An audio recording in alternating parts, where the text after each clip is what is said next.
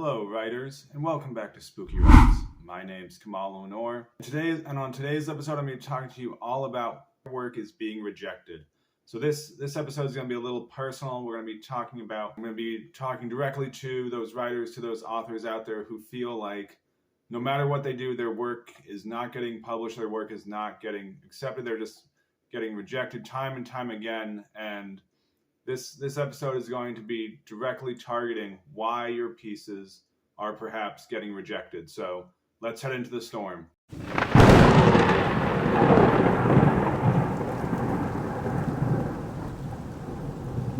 Okay, right.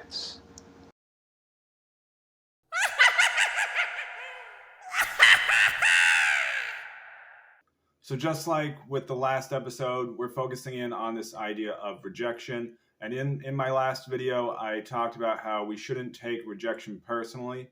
And this is so key because so many authors, so many writers out there take rejection personally. They take it as a slap in their face. They take it as my writing isn't good enough and I'm not good enough. And they turn it inward on themselves. And this creates a lot of self-doubt.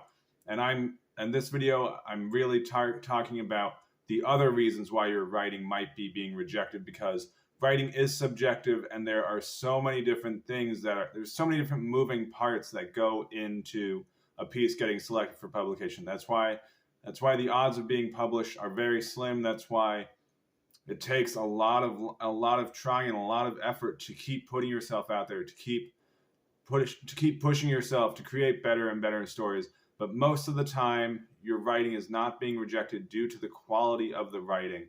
It comes down to several other factors that come into play. So some of those factors are the fact that your piece just might not align well with the publication you're submitting to.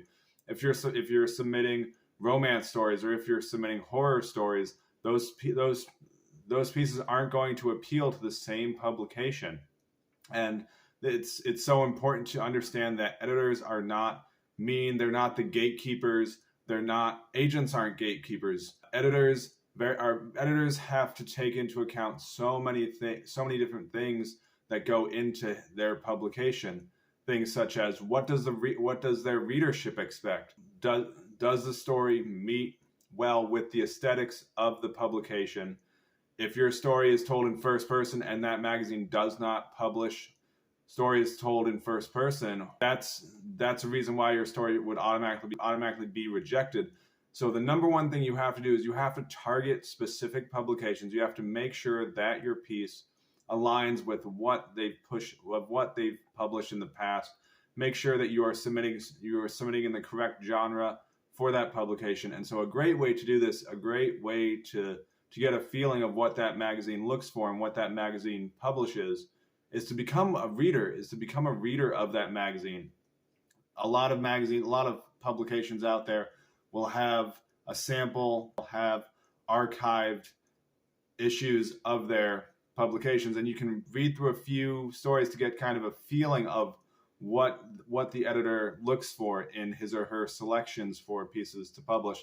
Because you have to take into account that the editor has his or her own subjectivity of what defines good writing to him or her, but they also have to take into account what does their readership look for in the publication. So if you're creating quality work, if you're creating quality writing, it could come down to things as subtle as perhaps your main character's name is Lucy and the editor was dating a woman named Lucy, and Lucy broke the editor's heart. And now the editor says, I will never publish a story that has the name Lucy in it ever again. So it can be very temperamental things like this in the publishing world. So you have to just understand that just because your work is being rejected does not mean that this is a negative indicator of your writing ability. You can always improve. You can always continue to strive for better and better stories. There's a great Bradbury quote where he says, where I'm going to paraphrase it, but basically he says that if you write 100 stories, it's impossible for all of them to be bad. So some stories that you'll write might not be of the best quality. certain stories, and you'll know these. You'll know certain stories that will jump out. They'll have more oomph to them. They'll have more depth to them. They'll have characters that you fall in love with as the creator, as the author. And these stories, and I will say that you will always be surprised at what your first publication is. If you're still looking for that first publication, you'll be surprised. It'll be a story that you're not expecting to be that first story to be published. But you have to just keep putting yourself out there. Rejection is not something that is personal. It's writing, and writing is an art, and art is incredibly subjective.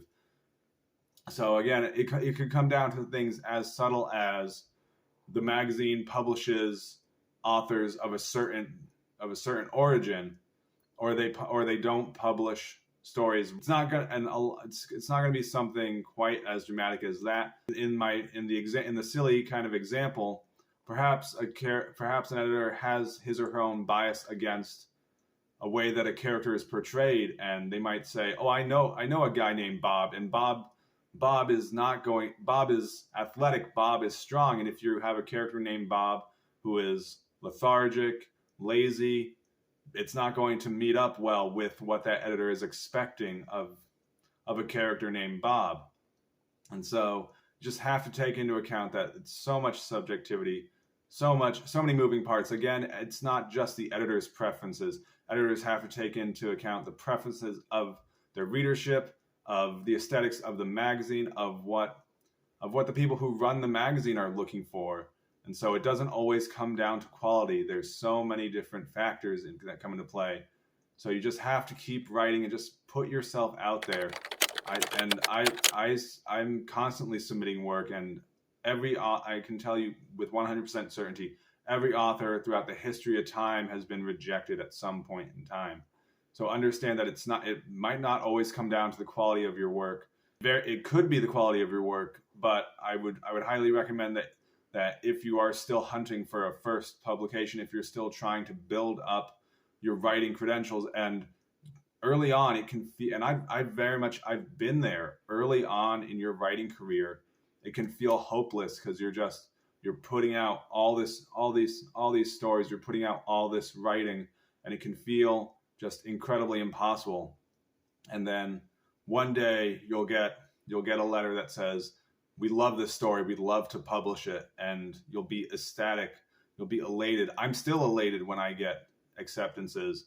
And if you are looking for that first publication, don't be concerned about how much does that magazine pay.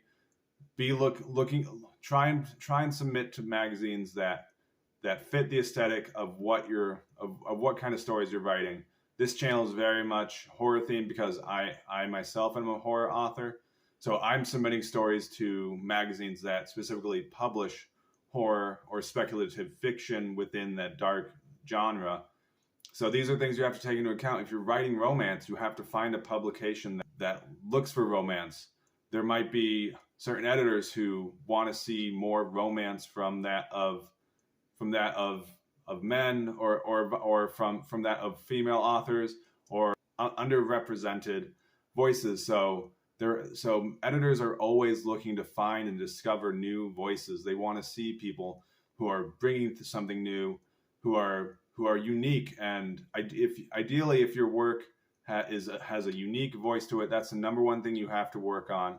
I highly recommend you work on discovering your voice. And so you have to understand that grammar is grammar.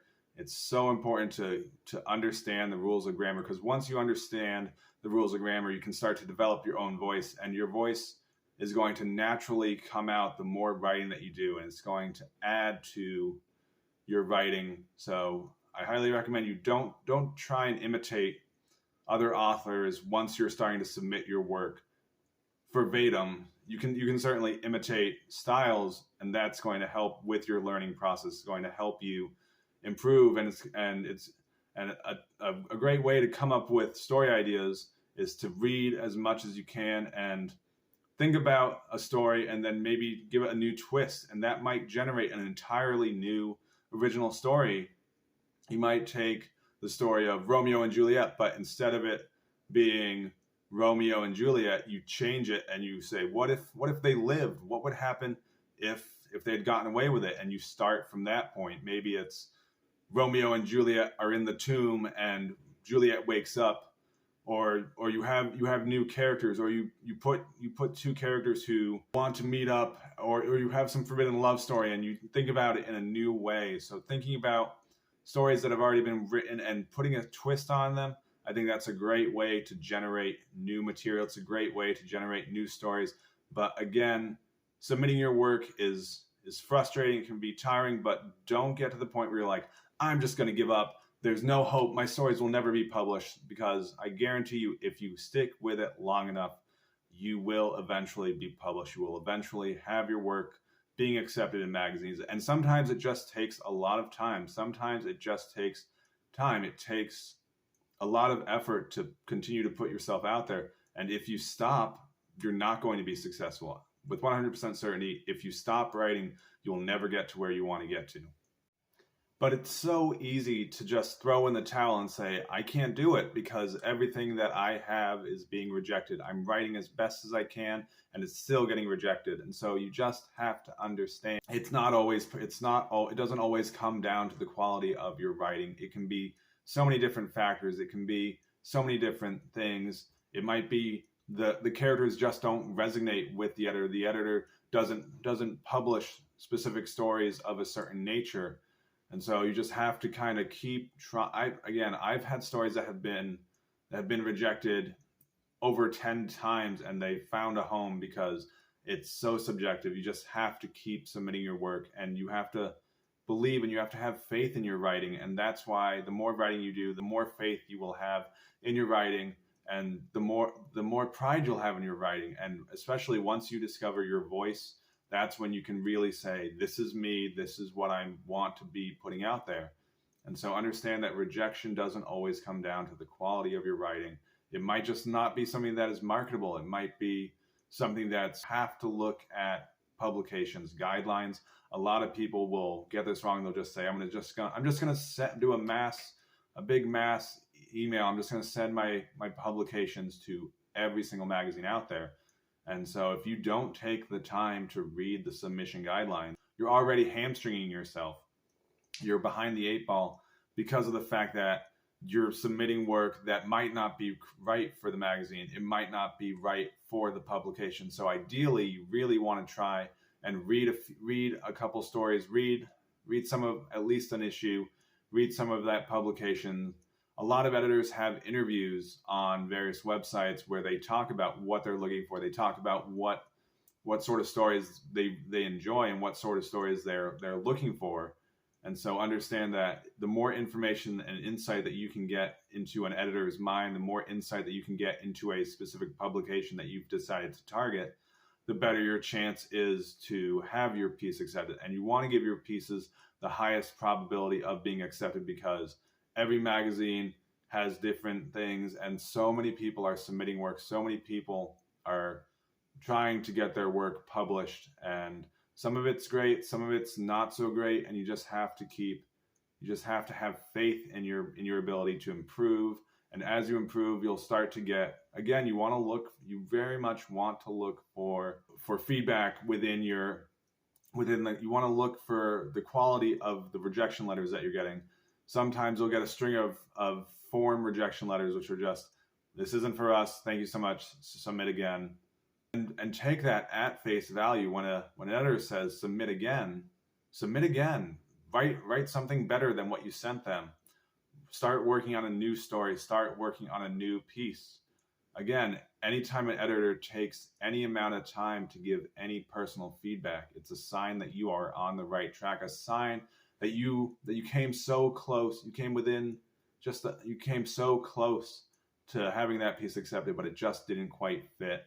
It can also come down to the fact that maybe your story is a great fit. Maybe your story is exactly what that publication is looking for, but they recently published a story that was similar to yours. They recently published a story that had similar themes to yours, or had a character that was similar to your protagonist.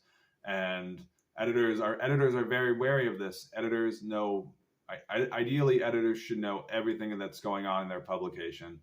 And if they say, oh, we don't want to be publishing another story that has a character named Clark who can change into a superhero. We want to be publishing a wide array of stories, and we don't want to become that magazine that only publishes stories with a character named Clark who can transform into a superhero. In case you didn't get it. And so these are just a few things to take into consideration. Again, rejection is not personal. And editors have a job. Editors are doing their job to produce the best publication that they can for their readers. It's not an ego trip. They're not the gatekeepers. They are doing their job to provide the best reading experience that they can for their readership. So if your story doesn't fit that editor's view of what the magazine is, if it doesn't fit what the readership wants or what the readership is expecting to read from this publication, it's that might be the main reason why your work is being rejected, because you haven't quite found the right publication for your work. You haven't found the publication that is looking for your voice. You haven't found the publication that wants to read this type of stories that you're writing. And again, every author out there is unique. Every author should be striving for his or her own individual voice, his or her own unique storytelling. And so much of your own voice comes into the stories that you choose to write. You might be writing stories that are told in first person. You might be writing stories that are told in third person. By the way, I made a video talking all about point of view. I'll try and link that here. But you want to understand that it's not personal. It comes down to so many factors. It comes down to, is your story in the right font? And you have to read the submission guidelines. Otherwise, you're hamstringing yourself. Otherwise, you're already setting yourself up for failure. Editors will state everything that they want in the submission guidelines. And if you don't take the time to read the submission guidelines, why should an editor take the time to read your submission? So that's going to be the video. I know it's a little long, but thank you guys so much. And as always, keep it spooky. And then, of course, here's your bonus for sticking around all the way to the end of the video. Thomas opened the letter. Acceptance, it said across the top. He started to blank. So set your timer and start writing. Thank you so much.